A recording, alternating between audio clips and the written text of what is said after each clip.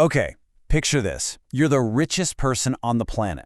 You have the power to literally build cities, to connect entire continents. Now, imagine waking up every single day to one word, a label that completely overshadows all of that success. Well, that was the reality for Andrew Carnegie, and it sets up a fascinating paradox that we're going to unravel. And that was the word. Not pioneer, not visionary, bloodsucker.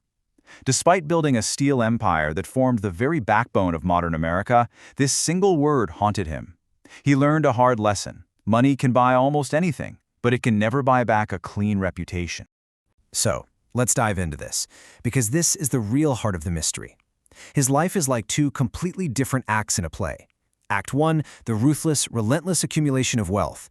Act 2, the unprecedented, almost unbelievable act of giving it all away. Was it a genuine change of heart, or maybe the most expensive PR campaign in history? To really get a handle on the man, we have to go back, way back, to the boy. Because his hunger for success wasn't cooked up in some boardroom, it was forged in the fires of poverty. His story doesn't start with a silver spoon. It starts in a tiny, dark room in Scotland. His family were weavers, you see, but when the industrial machines arrived, their skills, their entire way of life, became useless. After years of desperation, they made the painful choice to immigrate to America, chasing just a sliver of hope.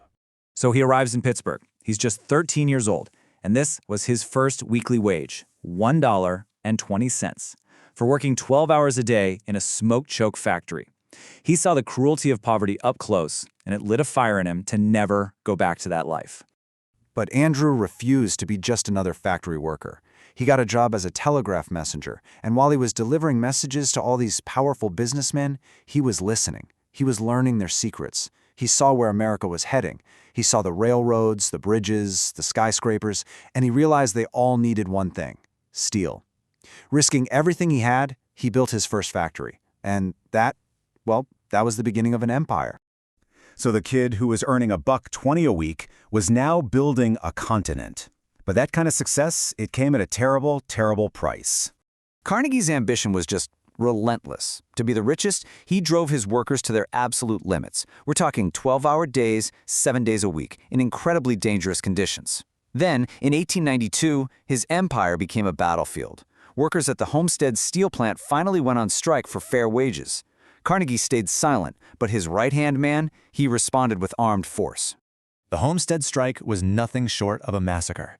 Carnegie had built bridges that connected cities, but in doing so, he burned the bridge to his own humanity.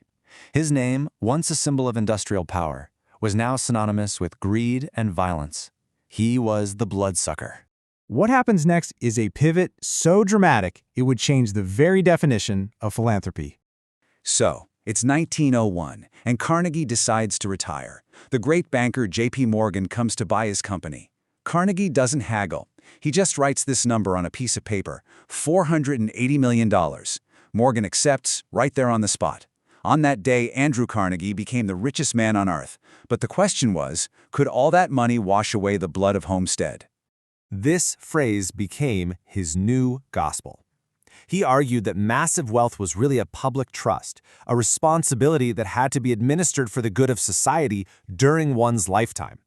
He wasn't just planning to give away some money, he was planning to give away almost all of it. And he did it. By the end of his life, Carnegie had given away 90% of his colossal fortune. This wasn't some token donation. This was a systematic disassembly of the wealth he had spent his entire life building. And here's the crucial part. It's how he gave it away. He didn't just write checks. He remembered being that poor kid in Pittsburgh with no access to books. He believed that knowledge should never be a luxury just for the rich. So he launched a project that shook the world, building over 2,500 free public libraries, putting knowledge directly into the hands of everyone. So we're left with two very different men: the industrial titan who crushed his workers, and the patron saint of public libraries. How do we possibly reconcile these two figures? The paradox is just stark. On one side, you have the ruthless capitalist behind the Homestead Massacre. On the other, the grand philanthropist who funded thousands of centers for learning. Can one act of generosity really erase a history of brutality? You know, perhaps Carnegie himself understood this. He knew his industrial empire was finite. Steel rusts, fortunes dwindle. But he might have believed that an investment in knowledge, in a child's mind was an investment that could pay dividends for generations, an investment that might truly last forever. And so we come back to that central question. Was this all just an attempt to buy a clean reputation, to build monuments of forgiveness, or was it a true change of heart? His motives, well, they might forever remain a mystery. But maybe the more important question is whether the motive matters as much as the outcome. Ultimately, the story of Andrew Carnegie teaches us a powerful lesson. His steel built America, for sure, but the blood spilled in the process was a permanent stain. His wealth was staggering, but it's his libraries that so many people remember. Perhaps the final verdict on his life is that wealth can build an empire, but only humanity can build a legacy that truly endures.